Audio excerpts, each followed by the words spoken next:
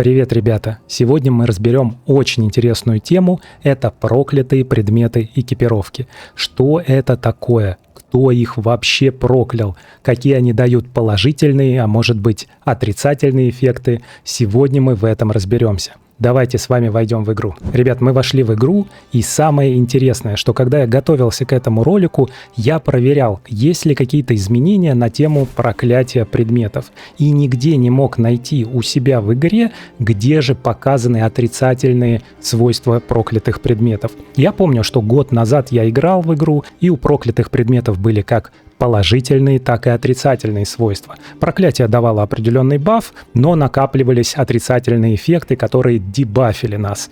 Но я не смог это найти. И что самое интересное, что почти год назад, 3 июня 2024 года, вышел большой патч-ноут Nightmare Manifest. Он называется.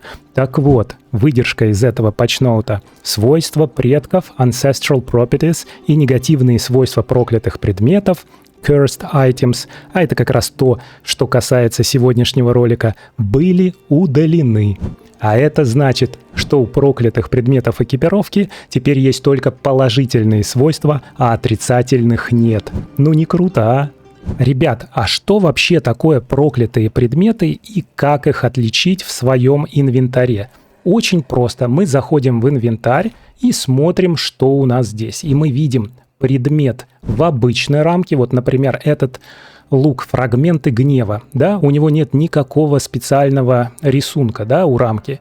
И рядом с ним находится уже с измененной сущностью пронзающий клык, да, лук. И у него такая страшная красная, страшно красивая красная рамка с таким черепом. Вот эта рамка как раз и делает предмет проклятым. Если мы прокрутим его свойства, то мы в нем найдем обязательно свойство проклятия. Но мы видим, что на этом предмете свойство проклятия изнурения, и если у меня еще есть такие предметы, он обязательно об этом скажет, но изнурения у меня нет. Ну и, соответственно, если мы посмотрим предмет без рамки, да, и прокрутим вниз, то у него здесь будет очень мало свойств, и ни о каком проклятии здесь речи нет. Поэтому отличить проклятый от непроклятого предмета очень просто. С какой вероятностью они выпадают? Ну, честно скажу, ребят, с довольно частой. И давайте мы сейчас проверим. Вот смотрите, у меня много неидентифицированных предметов, да, со знаком вопросика. Мы сейчас их идентифицируем. Распознать снаряжение с помощью фамильярчика, кстати. Он у нас сбегает к распознавателю. И вот он уже прибежал назад, и все предметы у нас распознались. Посмотрим. И вы видите, что большое количество предметов, распознанных новых, у нас проклятые. Вот этот у нас проклятый предмет, вот этот, а вот этот не проклятый. Но теперь вы умеете отличать проклятые от непроклятых предметов. Так вот, ребят, где посмотреть положительные свойства всех экипированных на нас проклятых предметов?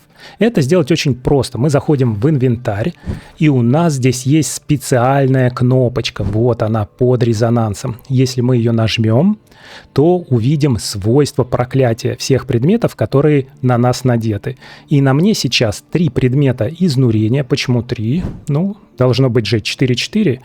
Да, и 4 предмета терзания. Мы можем почитать, какой баф они нам дают, и напомню, что они не дают нам теперь дебафа. А также можем нажать кнопку «Подробнее». Это вот эта вот иконка. Нажимаем и смотрим подробную информацию, что 2 предмета, когда надеты, они дают следующий баф. Когда надеты 4 предмета, они дают еще следующий баф.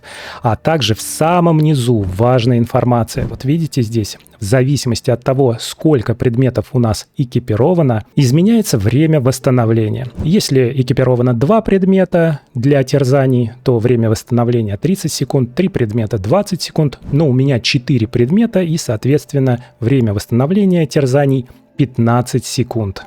А если мы хотим узнать, какие вообще бывают проклятия на предметах, для этого нам нужно отправиться к Чарси, к самому главному нашему кузнецу. Он находится у нас вот здесь вот в центре Вестмарша. Нажимаем «Услуги». В самом низу здесь есть очищение проклятия. Нажимаем на них и видим все наши проклятые предметы, чтобы с ними работать. Нажимаем на абсолютно любой предмет. Дальше смотрим в самый низ, и здесь будет такая табличка «Предпросмотр всех позитивных свойств проклятия». Если мы на него нажмем, чпок, то мы видим все проклятия, которые вообще есть в игре. Но я использую изнурение и терзание. Ребят, вы, воспользуясь такой же тактикой, зайдите и посмотрите, какие есть проклятия, и выберите самое подходящее для своего героя. И затем мы с вами будем менять свойства проклятия с одного предмета, используя специальный ресурс. Какой же нужен специальный ресурс для того, чтобы менять проклятие? Ну, очень просто. Нужны специальные очищенные осколки. Что это такое? Ну, давайте посмотрим в мой инвентарь и найдем эти очищенные осколки. Где они? А вот они. Да, вот вы видите, вот они. У меня их больше 1000 штук. На самом деле это мусорный ресурс. Его получать в игре можно очень много, и мы не так часто меняем проклятие, поэтому он у нас скапливается большими стаками, и нет никакой сложности его нафармить. Но мы сейчас разберемся, откуда его брать. Давайте нажмем «Получить еще» и посмотрим, что предлагает игра. А игра нам предлагает фармить их в проклятых башнях и приобретать у собирателя эфесов. Ну, это самый нерациональный способ тратить эфесы, если честно. В общем, ребят, действительно, когда мы проходим проклятые башни, мы там получаем эти очищенные осколки. Также мы можем приобрести их у собирателя эфесов. Давайте посмотрим, сколько их продается в неделю и сколько они стоят. Вот мы подошли к собирателю эфесов и смотрим, что у него в магазине. И мы видим, что очищенные осколки мы можем купить аж 8 штук еженедельно. Но во время ограничено у нас будет... ничего не будет, но у нас здесь будут 2 самоцветика. Я честно скажу, это гораздо более важная покупка. Я сейчас качаю пробивание брони, поэтому мы забираем по эти 2 синих самоцветика. В общем, у собирателя эфесов можно покупать очищенные осколки. Но, пожалуйста, не тратьте эфесы на эту ерунду. Их можно получать еще из других ресурсов. Сейчас мы разберемся. Итак, ребят, если вы более или менее регулярно играете и выполняете ежедневные и еженедельные задания, то каждый понедельник, каждую новую неделю вы будете получать награды портала дерзаний, поля боя, и там везде в качестве вознаграждения будут содержаться эти очищенные осколки. Также эти очищенные осколки можно получить за периодические события. Например, за испытание Орд. Вот, кстати, у нас здесь есть MVP, который этим занимается. Прямо сейчас проходит это событие, называется... Здесь оно почему-то называется «Испытание добычи» по-английски, а я на английском на самом деле играю только для роликов на русском. Оно называется Trial of the Hordes. И на самом деле это переводится как «Испытание Орд». Да. Но его вот почему-то переименовали в «Испытание добычи». Небольшое отступление. В общем, ребят, здесь находится MVP «Адский укротитель». И это событие Trial of the Hordes. Давайте в него зайдем и посмотрим. Смотрите, здесь, как и в поле боя, есть рейтинг. И можно в зависимости от ранга получать награды. Мгновенные награды, а также сезонные. И вы заметили, что здесь везде есть эти очищенные осколки. А само событие очень прикольное. Оно как бы что-то между PvP и PvE. Ты как бы сражаешься вместе с другим игроком, но только не друг против друга, а против монстров. Давайте с вами сыграем одну каточку, чтобы посмотреть, как это работает. Вот, ребятки, нашелся у нас матч. Напомню, что мы здесь сражаемся с монстрами, а не с игроком. Ну и, как всегда, играю на холодную, так что прошу, не обессудьте. На айпадике, конечно, это играется интересно. Здесь, короче, нужно просто бегать и стрелять. И нужно, чтобы у тебя поддерживаемое умение было максимально долгим. Я надеюсь, что я здесь не ударю в грязь лицом. Тем более я собрал новый билд с семенами посеянного золота. Кстати, в конце, ребят, мы проверим, сколько он дамажит со всеми проклятиями, которые есть на моих предметах. Так, что-то я как-то несерьезно подхожу к делу. Здесь нужно дождаться, пока убьют нашего оппонента, либо убить больше монстров, либо получить меньше урона. В общем, все довольно просто.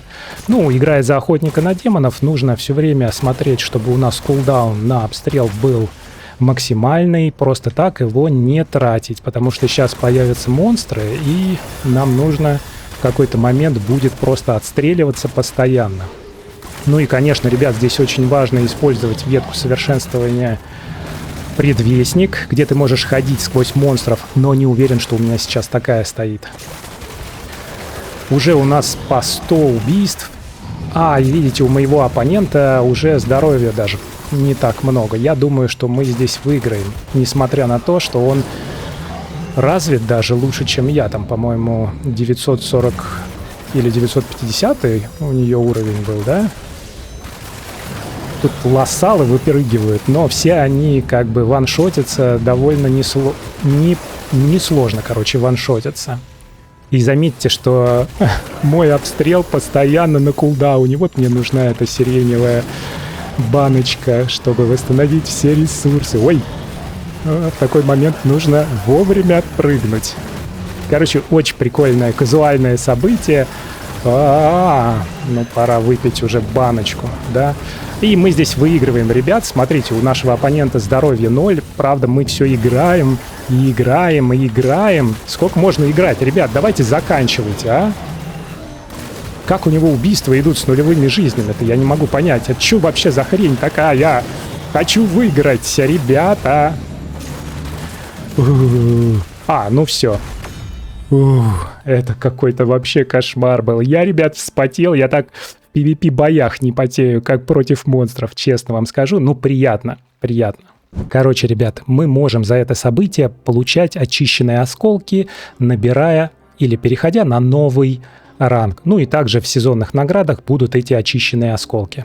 Теперь, ребят, давайте разберемся, как же очищать проклятие и как оно меняется на наших предметах экипировки. Для этого мы отправимся к Чарси. Подошли мы к Чарси, заходим в услуги, очищение внизу в самом проклятие. И давайте посмотрим, какие у нас, смотрите, терзание 4 предмета. Где-то у меня один, который не матчится. Вот у меня изнурение 3 предмета, вы видите? Да.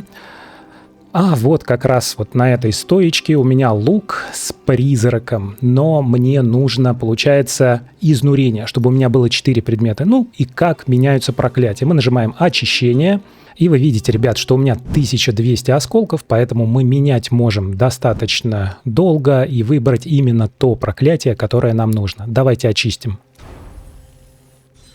Первая попытка, у нас выпадает вспыльчивость, и мы, конечно, оставляем изначальную, но можем выбрать, но зачем она нам нужна одна. Вторая попытка, и нам выпадают терзание 5 предметов. В принципе, я могу использовать 5 предметов терзания, у меня уменьшится кулдаун, и оставить изнурение 3 предмета, но я хочу сделать их поровну. Мы пока выберем новую характеристику. На всякий случай давайте сделаем 10 попыток, если у меня не выпадет изнурение. И я оставлю именно так. Раз.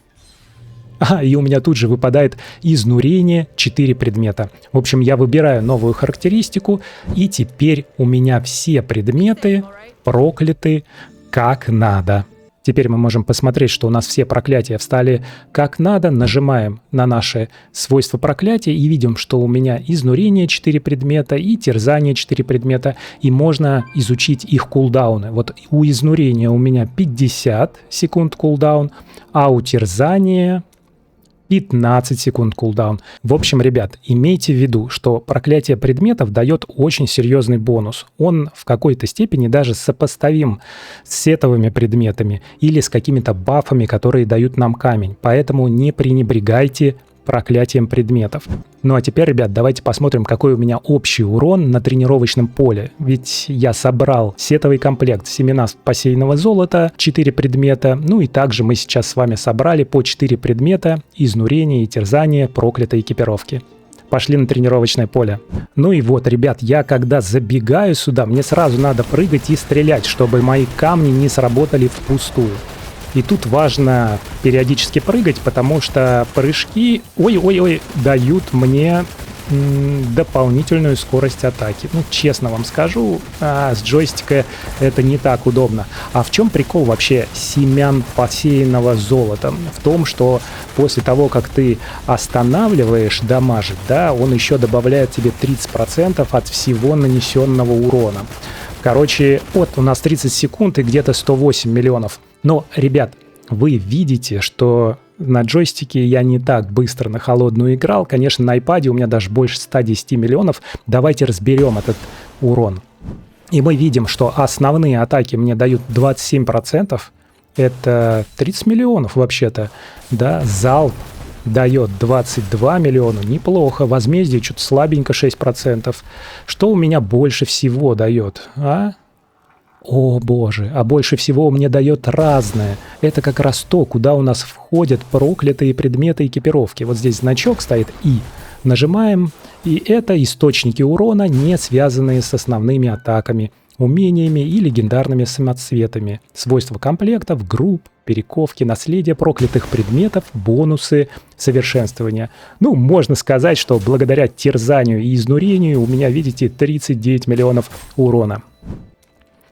В общем, ребят, не пренебрегайте проклятыми предметами экипировки, знайте, что теперь они дают только положительные свойства, а отрицательного нет, и теперь вы знаете все способы, откуда брать очищенные осколки. А если вам понравилось это видео, пожалуйста, поставьте ему лайк, напишите комментарий и не забудьте подписаться. Это поможет мне делать больше качественного видео. А мы с вами увидимся в следующем ролике.